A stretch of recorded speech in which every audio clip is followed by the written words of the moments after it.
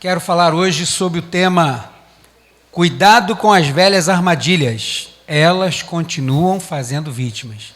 São velhas, são até conhecidas, mas continuam fazendo vítimas.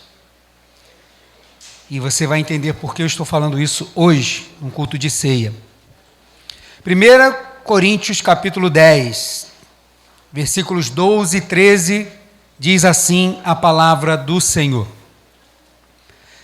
Assim, aquele que julga está de pé, cuide-se para que não caia. Não vos sobreveio tentação que não fosse comum aos seres humanos. Mas Deus é fiel e não permitirá que sejais tentados, além do que podeis resistir. Pelo contrário, juntamente com a tentação, proverá um livramento para que a possais suportar.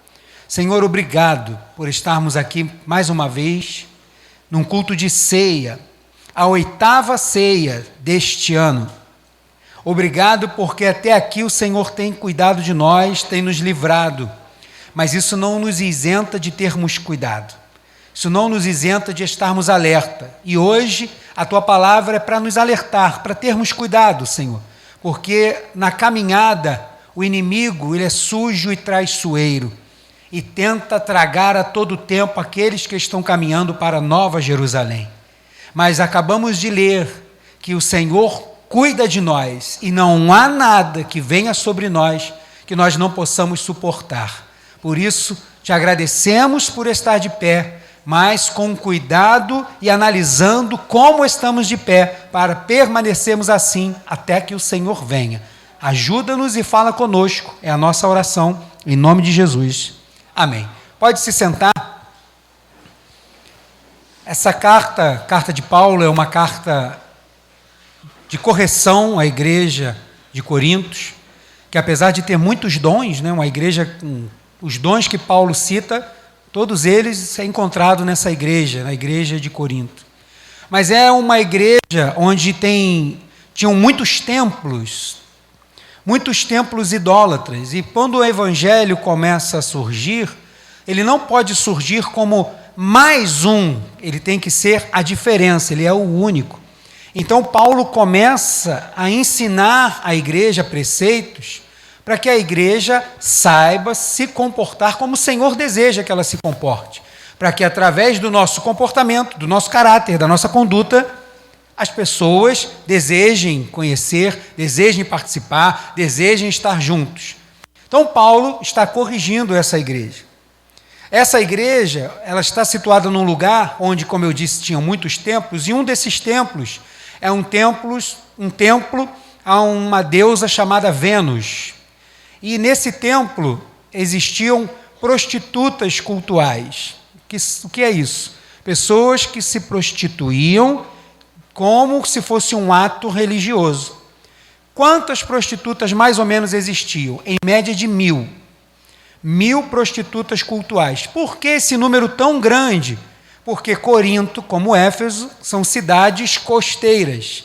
Então, quase todo o comércio marítimo que vai para o Oriente passava por essas duas cidades. Então, pegava todos aqueles marinheiros que estavam passando por ali, descarregando, carregando, aguardando carga nos navios, e ali, como uma ação de adoração, as pessoas iam aos templos e se prostituíam. Outro problema grande que aconteceu foi que em Corinto também não tinha, como passou muito tempo, só 200 anos depois, começou a ter a questão da igreja como a gente conhece hoje, não tinha igreja, os templos. Os templos que tinham eram pagãos, então as pessoas se reuniam aonde? Nas casas, nos lares as pessoas se reuniam. Logicamente, o poder do evangelho crescendo, os milagres de Deus fazendo através dos seus servos, a igreja ia crescendo, não comportava numa casa, então tinham que estar em outras, até mesmo pela localidade. E aí aconteceu que as pessoas estavam achando que assim como os templos estavam lá e eram algo que deveria ser combatido pela palavra, um local que se levantava também pregando o evangelho era uma concorrência. E aí começavam a ter o segundo problema grave nessa igreja, a murmuração. Começou a ter problema. Começou assim, não, eu sou de fulano, eu sou de Beltrano, eu sou de Ciclano. Porque as pessoas tinham esse conceito de que todo mundo tinha que estar no mesmo espaço, o que não era possível, e se tinha um culto aqui e tinha um outro ali, não podia visitar. Conceitos que até hoje em alguns lugares você ainda encontra. Não pode visitar ali, pastores que proíbem pessoas da igreja de visitar outra, coisas que você acha que não existem, mas existem ainda hoje, existiam e de forma grave naquela época. Então são dois problemas que Paulo vai estar tratando, os dois, não só esses, mas os principais que Paulo está tratando nessa carta. E por que Paulo está tratando nessa carta perto do que está tratando nessa carta, e eu estou falando hoje no momento de ceia? Porque nós estamos lendo e vamos ler o capítulo 10, que antecede o que geralmente a gente conhece, os versículos do capítulo 11, que são alusivos à ceia do Senhor.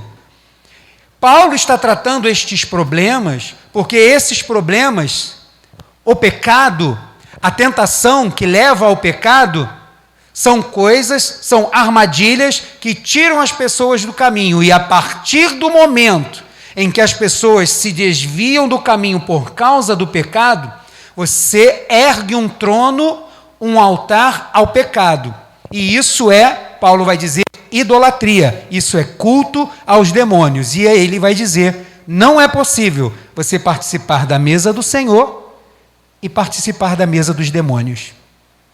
Ele está ensinando a igreja. Por quê? Porque naquela época acontecia isso. E será que hoje é diferente? Será que hoje tem alguma coisa diferente? Será que na igreja brasileira, todas as pessoas que estão dentro de cada lugar agora nesse momento, será que todas elas se chegam à mesa do Senhor com a consciência tranquila? Ou elas chegam depois de já estarem nas mesas dos demônios, levantando um altar de idolatria? Porque se a pessoa entrava num templo cultual e se prostituía, ou se a pessoa emprestava a sua língua para murmurar sobre Deus ou de alguma outra coisa, ela está indo contra Deus. Se ela está indo contra Deus, ela está levantando um altar de demônios. É uma idolatria. Não é simplesmente porque eles se dobram uma imagem, mas é uma idolatria. E a partir do momento que isso é uma idolatria, isso é antagônico, é contrário a Deus. Porque você está dizendo que aquela posição principal no teu coração não é exclusiva de Deus, pode servir para outras coisas também. Afinal de contas, pelo um rito religioso, as pessoas iam ao templo e se prostituíam. As pessoas subiam e desciam felizes. Por quê? Eu fui adorar. Não era Deus, logicamente, né?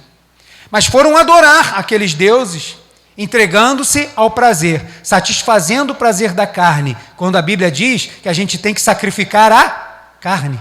Já não vivo mais eu, mas Cristo vive em mim. Alguma coisa estava errado, e Paulo estava querendo ajudar aquela igreja, iniciando, começando, aprendendo, mas só que o que a igreja estava aprendendo se aplica ainda hoje.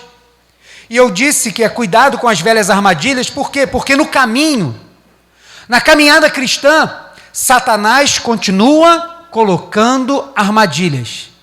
Velhas armadilhas, Paulo vai dizer no capítulo 10 aqui, a gente vai ler do verso 1, são armadilhas antigas, ele vai dar exemplo do povo de Israel. Paulo vai dizer assim, olha, é algo novo. Olha, o que eu vou fazer com vocês é inédito, o que eu vou falar para vocês terem cuidado é inédito. Não, não é. É algo antigo, e ele vai dizer que isso já acontece há muito tempo. E vai dar como exemplo a jornada do povo de Israel. Por quê? Porque ela é paralela à nossa jornada. Deus tirou o povo de Israel do Egito. Deus fez esse povo passar pelo rio. Deus lhe deu as palavras. Deus o conduziu no deserto. Mas muitos não chegaram na terra prometida. E Paulo vai usar este exemplo para alertar a igreja que tem armadilhas ainda colocadas no caminho. Armadilhas antigas. A tentação que leva ao pecado. E Tiago vai dizer que o pecado, uma vez gerado, consumado, vai gerar o quê? A morte. E por que eu estou dizendo isso na ceia? Eu quero ler os versículos 14 ao 22, que diz assim, por isso, meus amados irmãos, fugi da idolatria. Eu já expliquei agora tudo por que Paulo está dizendo que é idolatria. Falo isso a pessoas sensatas. Julgai vós mesmos o que eu estou afirmando. Não é verdade que o cálice da bênção que abençoamos é a comunhão do sangue de Cristo? Acaso o pão que partimos não é nossa participação no corpo de Cristo? Como há somente um pão, nós que somos muitos, somos um só corpo, pois todos participamos de um único pão. Observai o povo de Israel. Porventura, os que comem dos sacrifícios não são participantes do altar? Sendo assim, o que estou querendo dizer? Será que o sacrifício oferecido a um ídolo significa alguma coisa? Ou o ídolo tem algum valor? Não. Quero enfatizar que o que os pagãos sacrificam é oferecido, isto sim, aos demônios e não a Deus. E não quero que tenhas qualquer comunhão com os demônios. Verso 21. Não podeis beber do cálice do Senhor e do cálice dos demônios. Não podeis participar da mesa do Senhor e da mesa dos demônios. Ou desejamos provocar os ciúmes do Senhor, o zelo do Senhor. Porventura, somos mais fortes do que Ele? Paulo está alertando a igreja. Paulo está fazendo com que a igreja caminhe com passos firmes. Firmes para o céu. Firmes em direção ao céu. Querendo trazer a consciência, antes de dizer, examine-se, pois, o homem a si mesmo, ele já explicou.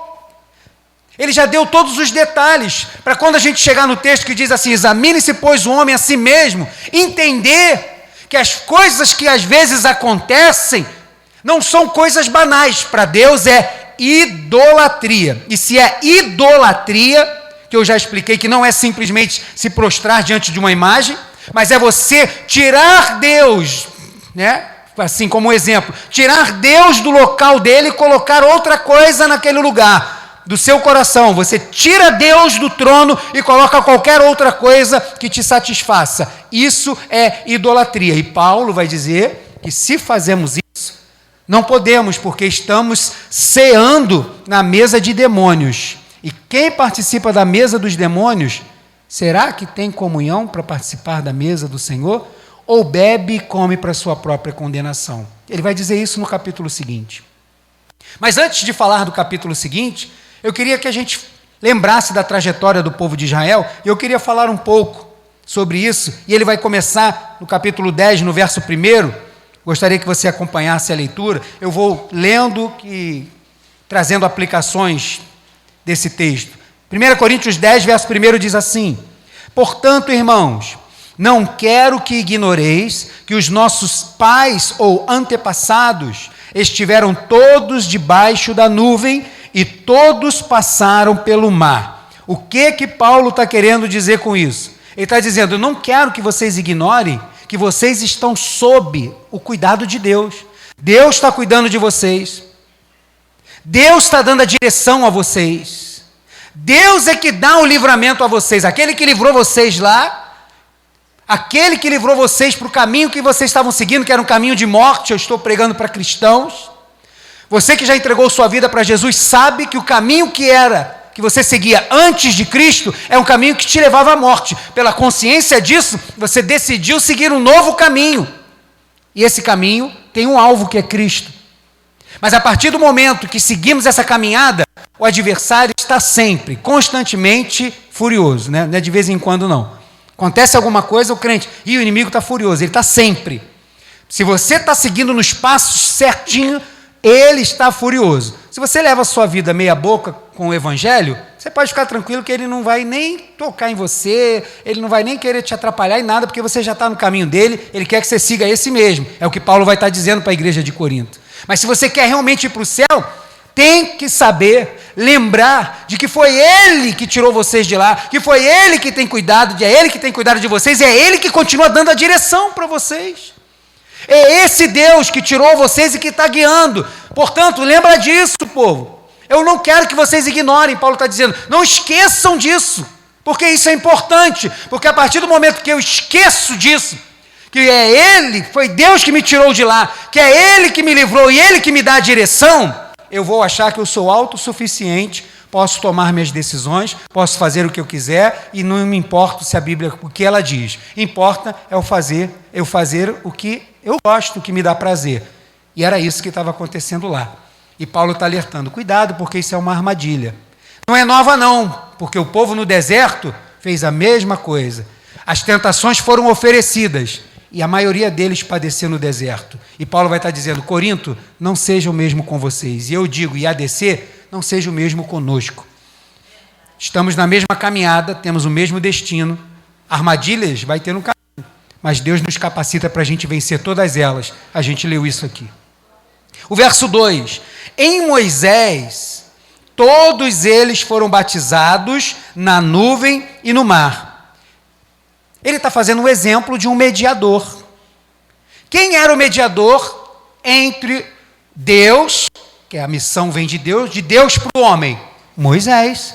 Moisés era o mediador, Moisés era o interlocutor, Moisés era o que estava ali apaziguando. Quando Deus falava assim, vou destruir o povo, Moisés era o mediador, falava, não, Senhor, tem misericórdia, dá mais uma chance, vamos lá, esse povo vai melhorar, não sei. Era Moisés que estava ali, era o mediador. Moisés era o mediador. E quando Paulo está dizendo isso para aquela igreja, a igreja hoje, nós, e lá naquela época, sabia bem quem era o mediador nosso hoje. O nosso mediador é o Senhor Jesus. E ele vai dizer aqui no texto, todos foram batizados na nuvem e no mar. Todos eles estiveram debaixo da proteção do Senhor. Todos eles foram batizados no mar. O que quer dizer? Saíram de um lugar, tiveram uma nova vida. Estavam num lugar onde estavam condenados para a morte. Mas ao passar pelo mar, já simbolizava o batismo. Saindo da morte para a vida, para a terra prometida. E eles não fizeram isso sozinhos. Eles tinham um mediador. Cuidado com a armadilha de que a gente não precisa de um mediador. Nós temos acesso ao trono de Deus para orar? Claro. Você precisa ficar só me pedindo? Eu tenho que correr na igreja para pedir o pastor para orar por mim? Eu vou orar por você também, mas onde você estiver, você pode também orar, porque nós todos temos acesso ao trono. Mas nós só temos acesso, e não podemos esquecer isso, ao trono de Deus, porque temos ainda um mediador, que é Jesus. As nossas orações chegam a Ele porque temos um mediador. E hoje é noite de celebrarmos a vitória dEle por nós. Temos um mediador. Jesus é o nosso mediador. E nele, por Ele, estamos com seu cuidado. Nele, nós somos batizados. E participamos da mesa do Senhor. Paulo está trazendo o ensino para que a igreja não caia no mesmo erro do povo de Israel. Verso 3 e 4 diz assim, todos comeram do mesmo alimento, ou manjar espiritual, e todos beberam da mesma bebida espiritual, porque tinham a sede saciada pela rocha espiritual que os acompanhava, e essa rocha era Cristo. Paulo está falando numa linguagem já cristã. Mas você lembra lá do povo? O povo estava no deserto. E o povo sentiu fome. E aí, que o Senhor deu? Maná. Todo dia de manhã tinha porção de maná. O povo sentiu sede. Moisés tocava na rocha. O povo tinha sede saciada. Então Paulo está dizendo isso, mas fazendo alusão para Cristo. E está dizendo que todo esse cuidado já apontava para Cristo. Já apontava para que todo o cuidado que temos, tudo o que fazemos, para Ele fazemos. Para o Senhor fazemos. Então nós não podemos esquecer disso. Porque se esquecermos disso, a gente está sujeito a cair nas armadilhas que são oferecidas. Que armadilhas são essas? Sempre que eu estiver usando essa palavra, você já sabe que eu estou falando das tentações. As tentações querem fazer o que com a gente? Tirar a gente do caminho. A tentação quer fazer com que você saia do caminho que você está seguindo.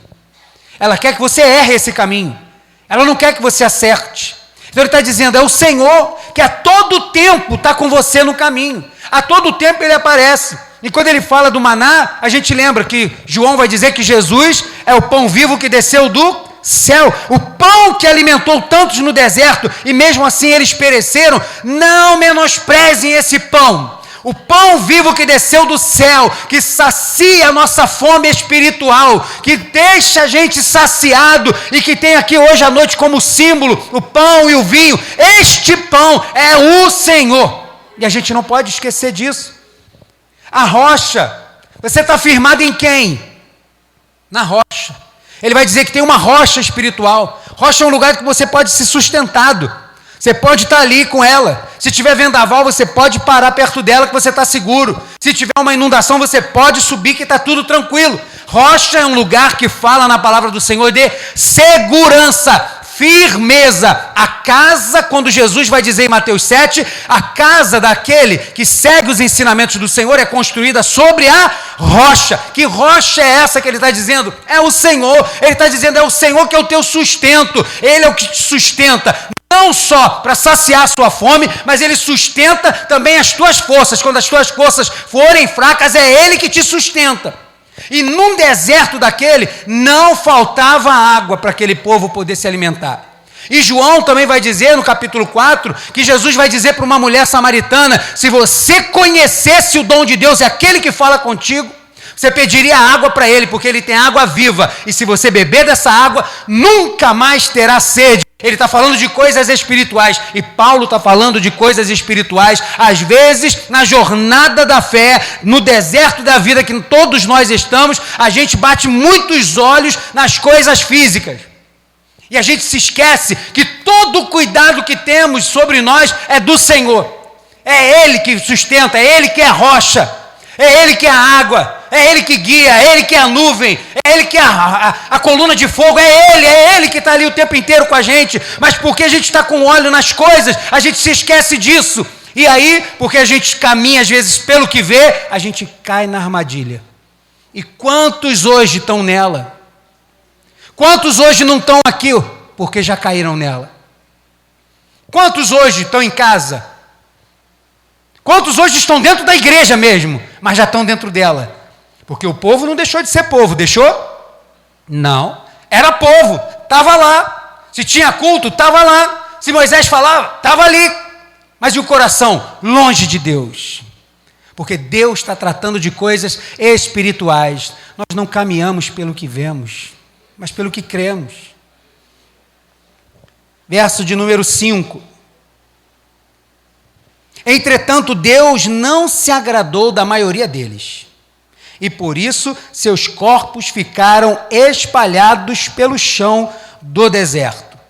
Todos tinham a vida sustentada por Deus. Todos eram do mesmo povo, como eu acabei de dizer. Porém, muitos não agradaram a Deus.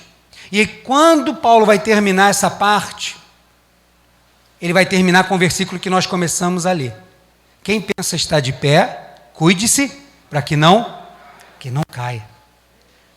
Parece até que está de pé, como eu compartilhei um dia desse aí, num devocional. Parece até que está de pé, e quando você bate o olho, parece até que está. Quando você olha, parece que está. Quando você pergunta para a pessoa, e aí? Opa, não, está tudo ótimo, graças a Deus. Mas é Deus que sabe, é por isso que eu estou falando isso hoje, porque hoje é noite de exame. E quem é que te examina? É você mesmo. Examine-se, pois, o homem a si mesmo, e assim participe da mesa do Senhor. Mas tem que participar consciente, irmão, porque senão come e bebe para sua própria condenação, não está surtindo efeito, porque não pode participar da mesa do Senhor e depois está na mesa dos demônios, fazendo o que quer, servindo a sua carne, aos seus prazeres e às suas vontades. Paulo está dizendo, não pode ser assim, igreja, e não pode ser assim também hoje conosco, não pode. Pareciam estar firmes, mas estavam presos nas velhas armadilhas da tentação. Esse povo estava. Verso 6.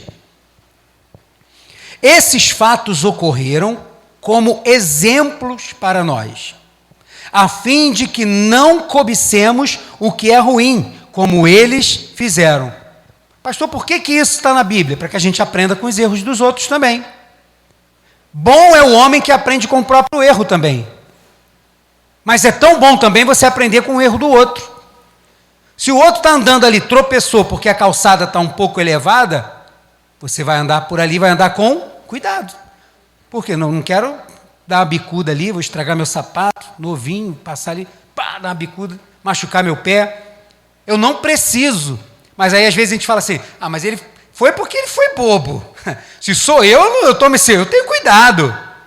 Caramba, esqueceu, é autossuficiente. Aí vai, passa a primeira, na segunda, na terceira, tropeça. Aí nem arrebenta o sapato, o dedo, torce o pé, cai de cara, quebra o dente. Às vezes é pior ainda o negócio. Por quê? Por que não aprendeu com o outro? Quando for passar por ali, não deu a volta. Aí depois vai ali, pastor! Aí vai me ligar. Fala assim, aqui é uma mensagem, após o bip, deixe sua mensagem. Irmãos, a palavra do Senhor, ela é clara em todos os aspectos. E nós aqui na igreja temos o cuidado de explicá-la mais ainda, né, como a gente aprende, trazer luz sobre ela. Para quê? Para que a gente não erre. Porque tem coisa nova por aí, pastor? Não, só na música, que as coisas novas vêm de Deus. Porque do diabo não, são as velhas coisas mesmo. São armadilhas velhas, tentações velhas, coisas velhas que mexem com o nosso ego, com o nosso orgulho, com o nosso desejo. E ele oferece. E se você não estiver firmado, sabendo que esse mesmo Deus que te livrou está te guiando, está cuidando de você, e teus olhos têm que estar nas coisas espirituais, vai tombar. Vai tombar. Por quê, pastor? Está me amaldiçoando? Não, estou só falando o que a gente vê por aí. Tomba. E aí, deixou de participar da mesa do Senhor. Caramba, mas parecia aquele irmão tão maravilhoso, aquela pessoa fazia tanta coisa, falava tanto em língua, só falava de Deus, abraçava todo mundo. Parecia estar de pé. Só parecia. Mas já estava caído, porque estamos falando de coisas espirituais. Verso de número 7. Não vos torneis idólatras, Paulo está falando com eles, como alguns deles foram, lembrando do povo no deserto. Conforme está escrito, o povo se assentou para comer e beber, e levantou-se para se entregar à orgia. E eu escolhi ler nessa versão por causa dessa palavra. Na maioria das Bíblias está divertir-se ou diversão. E aí dá um peso um pouco menor. Que diversão era essa? Eles estavam no parque comendo maçã do amor. Eles não foram no culto porque foram ver o Rei Leão. Não, era muito pior. Muito pior. Eles estavam num lugar como se estivessem oferecendo alguma coisa a Deus e entregando seus corpos aos prazeres sexuais. Homem com homem, mulher com mulher, 2 mulheres com 5 homens, 5... Era assim que acontecia naquela época. Pastor, mas o senhor está falando do lado de Corinto, né? Não, isso aconteceu no deserto, porque o povo veio de lá, como a gente costuma dizer, o povo saiu do Egito, mas o Egito não saiu do miserável, não saiu, estava lá entranhado no coração. Vira e mexe, o egípciozinho dentro deles se levantava. E aí naquela coisa de oferecer coisas ao Senhor, como a gente conhece a história do deserto, Moisés está demorando muito, o nosso mediador não nos atende. Conhece algum crente assim? Nosso mediador não nos atende. O que será de nós? Façamos deuses para nós. Aí o pessoal, não, primeiro vamos cultuar a Deus, né? Claro, logicamente, só ler o texto lá. Primeiro estamos fazendo isso a Deus, né?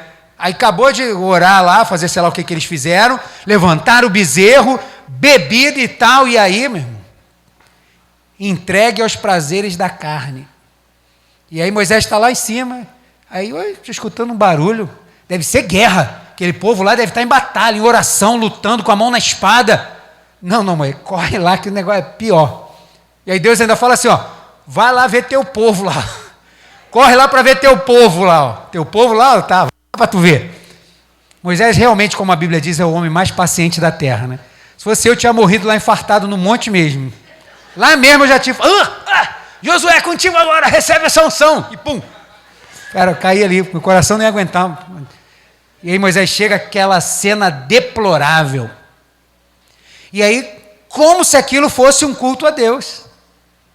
Porque como vai se começar a implantar no primeiro século, o que Deus quer, e olha que isso vem até hoje. No primeiro século começou a nascer algo chamado, esqueci a palavra, gnosticismo, que era o quê? Tudo que é material não presta, mas tudo que está na região dos pensamentos, que a gente não pode tocar, é bom. Então, se as pessoas ofereciam a sua carne, faziam o que quisesse da vida, levassem a sua vida como quisesse, tudo bem, a carne é má mesmo, mas o meu coração é do Senhor. Tenho certeza que você já ouviu isso aí em algum lugar. Tenho certeza que você já ouviu, às vezes, algum crente dizer assim, quando ele é repreendido, né? Mas rapaz, como é que você está nessa vida? Não, isso aqui é comigo mesmo, mas Deus sabe do meu coração. Ele sabe mesmo, a Bíblia diz que é corrupto. Corrupto. Ele conhece. Ele sabe direitinho como é que é. E aí as pessoas, não, o que eu faço com a minha carne não importa, o que importa é o coração. Por isso que Paulo vai dizer e vai falar assim, olha, prega Jesus Cristo que morreu na cruz, em carne. Por quê? Para tirar toda a ideia de um cristianismo que Deus só quer ver o coração. Deus quer ver o reflexo do que há no teu coração expresso na tua atitude, na tua carne. Diga não para as armadilhas. Fuge, dá a volta. A tentação vai aparecer e não tem como evitar. Ela vai aparecer. Mas como eu posso cair nela? Vai cair se você quiser. Porque se você não quiser, o Senhor te dá força e não tem tentação que venha maior do que a gente possa suportar. É o texto que a gente leu. Ah, pastor, mas o irmão caiu lá. Ele caiu. Ah, pastor, a tentação foi muito grande. Amado, não vem com essa desculpa, não. A Bíblia, que é a palavra de Deus, ela é maior do que qualquer outra palavra. Minha ou sua. Do pastor mais top do planeta, do teólogo mais importante que exista. A palavra de Deus é maior, infinitamente maior. E ela diz que não há tentação que não possamos suportar. Então, pastor, eu caí, mas olha, eu não sei o que houve. Sabe sim, você é canalha, safado, tem que se converter. Igual todo mundo, igual a mim, tem que se converter. Agora vai ficar chorando, agora se levanta aí. Você parecia estar de pé, mas não estava. Agora fica de pé, vamos lá. A jornada não terminou, só termina se você morrer. Aí se morrer na tentação ali, no pecado, aí eu não sei como é que vai ser. Eu não falo que alguém vai para o inferno, que vai para o céu. Isso não é comigo, é com Deus. Mas o meu papel é dizer, está perigando. Não oscile participando de mesas que não seja a mesa do Senhor. O que eu quero dizer com isso? Tenha sua vida, uma vida que sirva ao Senhor, em santificação. Errar, a gente vai errar, mas a gente não cai naquele erro e a gente comete e fica naquele erro. A gente comete, a gente chora, a gente amarga por isso, se levanta e toma uma atitude diferente. Porque é isso que o Senhor espera de nós. Agora continuar lá, estou aqui, já que agora eu fiz isso mesmo, agora eu vou ficar aqui mesmo, né? Você só está dando vazão ao desejo que começou a nascer na sua carne. Ninguém cai em pecado da noite para o dia, não. Ah, pastor, estava ali aquele pastor, né? Porque infelizmente, né, vou falar da minha classe. Caramba, aquele pastor pregava não sei o que, tu soube? Ele tinha uma mulher fora do casamento. Você soube aquele cantor? Caramba, tantas pessoas, quando ele cantava assim, a maioria caía de tanta unção. Caramba, aquele camarada usava drogas, era não sei o quê, foi pego com não sei aonde. Parecia que estava de pé. Parecia. E não cabe a mim ou a você julgar quem é que está de pé. Cabe a mim e a você julgarmos a nós mesmos se estamos. E por isso eu estou pregando isso hoje, porque hoje é dia de autoexame. Hoje é dia da gente fazer isso. Verso 7, que eu já li, né? Paulo está falando da idolatria. Tudo que vai ocupar o lugar de Deus. Tudo que você vai colocar no seu coração no lugar de Deus. E aí, pastor, mas graças a Deus, pastor, que o senhor está falando isso, eu não saio por aí, não fico com qualquer um aí, por aí pela rua me esfregando, saindo, fazendo sexo, não, ó, meu corpo é guardado e a minha língua também, duvido que o senhor vai me ouvir prestando meu ouvido ou a minha língua para ficar falando, ouvindo alguma coisa de alguém. Eu não estou resumindo idolatria com essas duas coisas, por favor, me entenda. Eu estou falando que as armadilhas são as tentações que te conduzem ao pecado. E o pecado, ele pode destronar Deus se não houver arrependimento. Você vai gostar, você vai permanecer, você vai querer voltar, e aí você está tirando Deus dali. Então ele está dizendo que isso é idolatria. Verso de número 8 ao 10, diz assim: não nos entreguemos à imoralidade, como alguns deles, falando do povo de Israel, Paulo está falando para Corinto, como alguns deles assim agiram, e num só dia morreram cerca de 23 mil. Não devemos pôr à prova a paciência de Cristo, como alguns deles fizeram. e por isso foram mortos pelas serpentes. E não vos entregueis à murmuração, como alguns deles resmungaram, e foram mortos pelo destruidor. Verso 8 ao 10. Verso 8 ao 10, Paulo está nada mais, nada menos falando do que tem em Romanos 6, 23, que diz que o salário do pecado é a morte. Ele está dizendo que o que aconteceu com eles foi a paga do trabalho que eles fizeram. Aonde eles investiram o esforço, eles receberam pelo esforço que eles fizeram. O salário do pecado é a morte, mas o dom gratuito de Deus é a vida eterna em Cristo Jesus, nosso Senhor. Continua o texto de Romanos 6, 23. Paulo está alertando aquela igreja, para que eles não caiam nesse erro. 23 mortos, porque eles estavam em orgia sexual, murmuração, e eles faziam isso diante de um Deus, Baal Peor. Está lá em Números 25, em casa você lê. Números 25, do 1 ao 18. Ele vai falar, o povo estava lá, ó, e naquele dia, porque testaram o zelo do Senhor, naquele dia, 23 mil pessoas que caminhavam para a nova terra, uma terra prometida, uma terra que mana leite e mel, 23 mil naquele dia pereceram diante do Senhor. As armadilhas continuam as mesmas, e hoje muitas pessoas também continuam caindo nelas. Paulo estava mostrando, falando o que para eles? Quando fala de imoralidade. O que é imoralidade? Vamos tirar essas palavras da aplicação direta delas e vamos fazer uma aplicação geral. Quando você fala de imoralidade, você está falando daquilo que é visível, daquilo que você expõe. E quando você fala de murmuração, fala daquilo que está escondido aqui dentro. Ele está dizendo que nenhuma dessas coisas está oculta aos olhos do Senhor. Nenhuma dessas. Ah, mas ali, ó, tá vendo?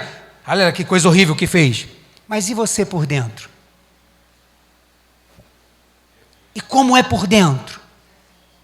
Ele está dizendo que não faz diferença se é expresso ou se está guardado aqui dentro. Ah, pastor, fala essas coisas todas porque, caramba, é de tanto que eu ouço. Não, a Bíblia diz o contrário. O que contamina é o que sai, querido. Não vem com essa desculpa esfarrapada de, não, eu falei porque, falou porque o teu coração está cheio. E Jesus vai dizer que a boca fala do que o coração, teu coração está cheio disso, você vai falar disso. Teu coração está cheio disso, você vai ser assim. Ele está dizendo que ele te vê de todo, num todo. Não importa, se, não, eu não faço nada disso, mas aqui dentro ele conhece, irmãos. Autoexame é a palavra-chave da ceia do Senhor. Muitas pessoas iam gostar se um outro pudesse examiná-lo, porque tira-nos a responsabilidade. Porque se alguém chega assim, não, a ceia é assim, é o pastor que examina. Aí eu venho, está aqui, então vamos lá. Fulano, você pode, vem para cá. Você não pode. Você pode. Eu tirei a sua responsabilidade e assumi a responsabilidade que é sua. Você está me entendendo? A salvação é individual. O que nos cabe é alertar. Cuidado que tem velhas armadilhas. São velhas, estão enferrujadas, mas elas continuam tragando muitos, fazendo muitas vítimas, que parece até que está vivo, mas está morto. E ele vai usar aqui um termo, ele vai falar da serpente. Quando você é picado pela serpente que a gente vê na televisão, no Animal Planet, cara, a serpente pica, tu morre na hora. É assim que acontece? Você não morre pela mordedura da serpente. Você morre pelo veneno da serpente. Ela morde, solta e deixa você seguir. E geralmente o réptil ele segue atrás da vítima porque sabe que mais na frente ela vai morrer. E aí chega lá, ela só come. Ela não se preocupa em brigar e fazer um monte de coisa. Ela só vai lá e dá o bote, a serpente. Foi isso também que aconteceu no deserto. Por causa do pecado, da murmuração, por que é só Moisés que fala com Deus? Por que é só o pastor fala que não sei o quê? Por causa da murmuração, Deus lançou serpentes abrasadoras, diz a palavra do Senhor, e o pessoal saiu picando todo mundo, e naquele dia morreram muitas pessoas. E só foram livres porque tinham um mediador. E por causa do mediador, aquele povo foi livre. Mas por causa da serpente, o que isso quer dizer? Ainda hoje, nas armadilhas, tem serpente que está ali, ó, na emboscada. Aí tu de longe assim, ó, e está ali.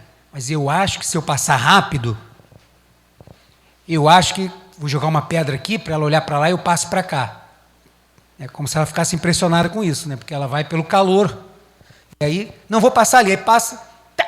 Não, mas foi só uma picadinha de leve, isso daqui rapidinho vai sair, eu vou botar um torniquete aqui para o veneno não passar, daqui a pouco eu vou ficar bom. Irmãos, fuja das armadilhas. Viu que tem perigo? Sai fora, irmãos. Por quê? Porque você está numa caminhada preciosa demais. A caminhada que Deus propôs para você, e eu aqui sou só um instrumento para te ajudar, para te alertar, como Paulo estava alertando, para tomar cuidado. Estou dizendo aqui porque você faz ou deixou de fazer, estou dizendo que é para te alertar. Cuidado que tem armadilha velha, que está armada lá fora, querendo tragar muitos. Por quê? Porque foi pago um preço alto, como a gente cantou aqui, pela tua vida. Você tem algo que Satanás jamais vai ter, que é a salvação, nome no livro da vida, vai morar no novo lugar, vai viver com Jesus. Ele jamais vai ter isso. E ele está procurando tragar o máximo possível para que as pessoas se arrasem com ele na morte eterna. Qual é o nosso papel como pastor? Te alertar. Cuidado, tem armadilha lá fora. Lá fora nem tudo são flores. Tenha discernimento espiritual nas coisas que você vai viver lá fora. Não ponha Deus à prova. Nem Jesus colocou. Paulo vai dizer, não, verso 9, não devemos pôr à prova a paciência de Cristo. Nem quando Satanás ficou lá tentando Jesus no deserto, em Mateus 4, nem Jesus deu bola para ele. Falou assim, ó, não tentarás o Senhor teu Deus. Jesus, pula daqui, ó. Você não quer ser reconhecido como rei? Poder? Imagina o Senhor pulando aqui desse pináculo, as pessoas vendo o Senhor pulando e os anjos do Senhor vindo te pegando pelos braços e o Senhor pousando assim, ó. Imagina se as pessoas não vão vir correndo e se prostrar aos seus pés. E ele vai dizer, também está escrito, não tentarás o Senhor teu Deus.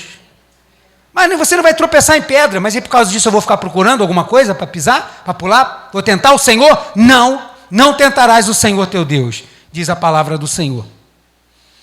Não flerte com o pecado, não ceda à tentação. Tem velha armadilha por aí. Verso 11, para a gente começar a terminar. Tudo isso lhes aconteceu, Paulo dizendo, para a igreja de Corinto, o reflexo do que aconteceu com Israel. Tudo isso lhes aconteceu como exemplo e foi escrito como advertência para nós, sobre quem o final dos tempos já chegou. Assim como nós, eles estavam na caminhada para a terra prometida. Quem aqui está caminhando para a terra prometida? Eu também estou. Eu também estou indo para lá. Assim como eu, nenhum de nós está indo para lá porque é bom. Foi Deus que nos tirou do cativeiro, foi Ele que abriu o mar para a gente passar e está nos conduzindo pelo deserto. Ele nos sustenta, Ele nos cobre, Ele nos guia. Mesma coisa, estamos na mesma caminhada. Temos um rio para vencer, se ele não voltar. Esse rio, lá era o Rio Jordão, hoje é a morte. Temos que passar por esse rio ainda. Mas quando passar por ele, é nova terra, tudo novo. Estamos no mesmo exemplo do povo de Israel. E Paulo vai dizer, ó, tudo isso lhes aconteceu como exemplo, e foi escrito como advertência para nós, sobre quem o final dos tempos já chegou. O final dos tempos já chegou, irmãos. Já estamos vivendo o final dos tempos. Sempre. A cada minuto que passa, você está mais perto do fim. Sim ou não? Às vezes a gente só quer pensar assim, não, daqui a 10 anos, daqui a 5, ótimo, faça planejamento. Planeje sua carreira, planeje seus estudos. Faça isso mesmo, tenha metas. Mas não trate as coisas espirituais da mesma forma. Porque 1000 dias para o Senhor, como um como 1000. O tempo para Deus não é como o nosso. Não há foi ontem, vai ser amanhã. Para Deus não tem isso. Não tem conjugação verbal, é sempre presente. Ele é, eu sou, ele é, eu sou. Não tem tempo passado, não tem tempo futuro. Isso está para o nosso. A gente só vai conseguir ter a compreensão disso lá na eternidade.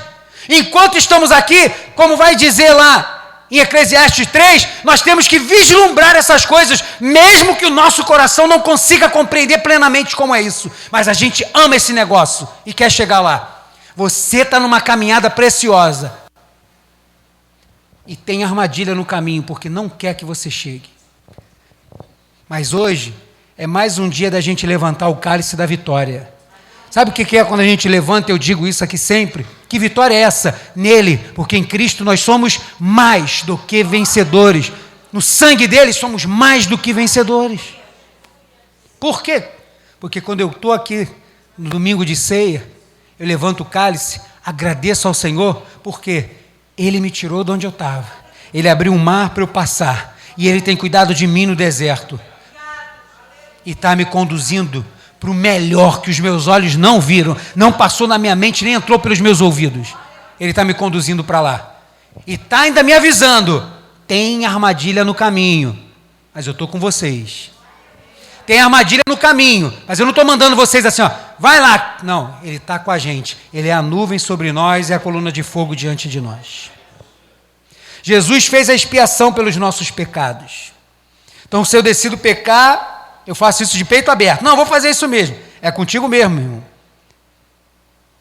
Lá no livro de Números, quando esse relato da murmuração, quando Paulo está dizendo assim, ó, foi escrito para exemplo disso, Números 16, o livro de Números vai dizer que tem um destruidor, no verso 10.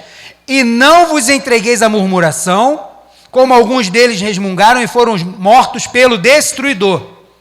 Esse destruidor veio da parte de quem? De Deus. Quando ele passou pelo Egito, veio da parte de quem? Foi Satanás que foi lá? Foi Deus. E é esse mesmo que ele está dizendo. Esse destruidor. Aquilo que vem da parte de Deus. E como que a gente consegue entender isso? Por que você está de pé, firme na fé? Será que é porque somos bons? Não. É a mão do Senhor que está com a gente. E a gente valoriza isso todo dia. A gente se santifica, busca o Senhor, a gente lê, a gente ora, a gente ama o outro e tal. Está debaixo das mãos do Senhor. Quando eu não quero nada disso, Ele só faz assim, ó.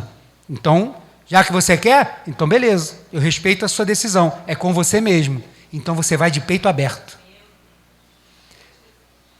Sua vida espiritual não está mais guardada. Não está. Ele não está mais guardando. A nuvem não está mais sobre. Então se Ele tirou, aí é contigo mesmo. E aí você vai ter que resolver na força do seu braço. Eu tenho certeza que com coisas espirituais, na força do braço, nem do meu nem do seu, a gente vai conseguir alguma coisa. Verso de número 12.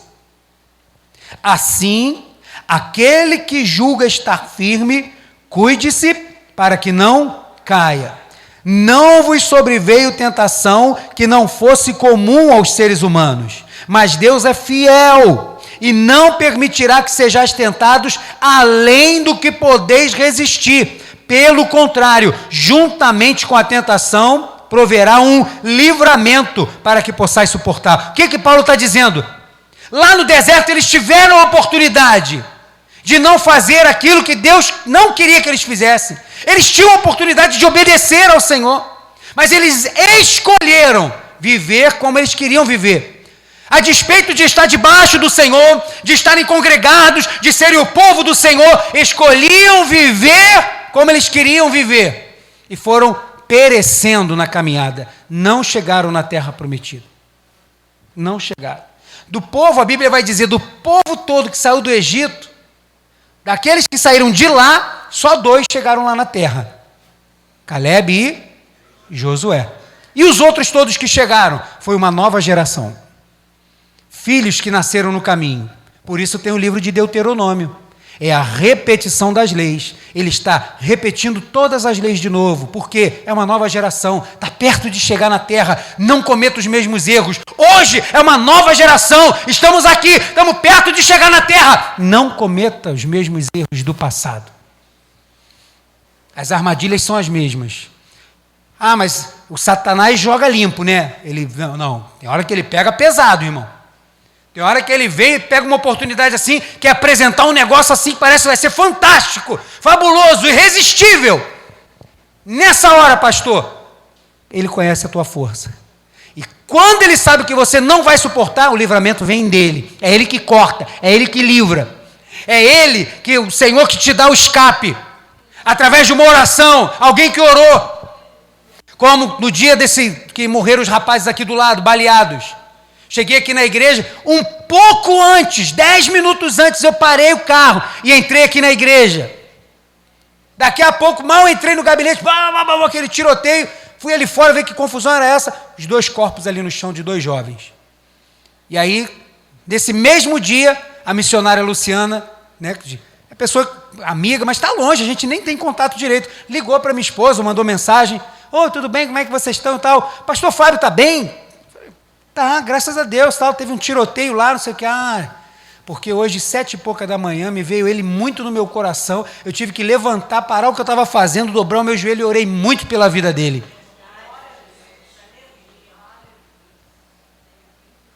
Coisas que eu não posso fazer, eu não posso, mas ele pode. Nesses momentos é ele que age, não somos nós. Aquilo que você não pode, fica tranquilo, ele vai te sustentar, vai te pegar pela mão, vai te fortalecer, vai abrir o mar, é ele que vai fazer.